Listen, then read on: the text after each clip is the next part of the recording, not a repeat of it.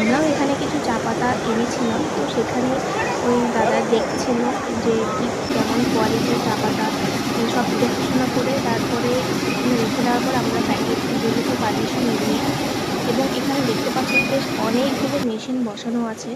এবার দেখাচ্ছি যে নিচ থেকে এই ব্যাগে করে চা পাতাগুলোকে উপরে তুলে আনে এবং উপরে এইভাবে লাইন দিয়ে তুলে এনে এভাবে চা পাতাগুলোকে রাখে নিচে, এবং উপর থেকে, এটা কিন্তু আমি দোতলা থেকে দেখাচ্ছি, এবার উপরে চা পাতাগুলোকে এভাবে নিচে মেশিনের ভেতরে ঢুকিয়ে দেওয়া হয় আস্তে আস্তে। আর এখানে অনেক কর্মচারী থাকে, তো ওরাই এই কাজগুলো করে। আর এখানে শুধু একজন না, বেশ অনেকজন লাইন ধরে বসে আছে, আর সেই জিনিসগুলোই যাচ্ছে আবার নিচে। তোমরা দেখতেই পাচ্ছ যে কতটা বড় একটা প্রসেস হচ্ছে এখানে। সেই চা পাতাগুলোকে আবার ছোটো ছোটো করে কেটে আবার সেই স্লাইসের মতো করে বের করে, তারপরে আবার সেটা কী করে গুঁড়ো হয়ে যায় সেই মেশিনে পুরো, তোমরা দেখতেই থাকো।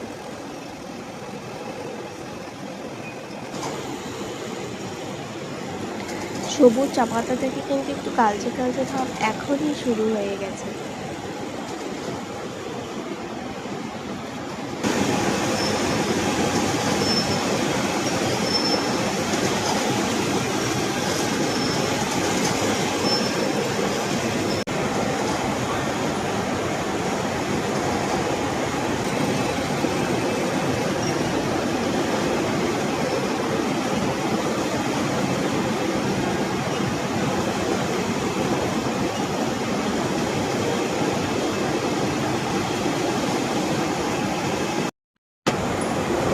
এখানে লাল চায়ের কোনটা, লাল চা দুধ চায়ের কোনটা?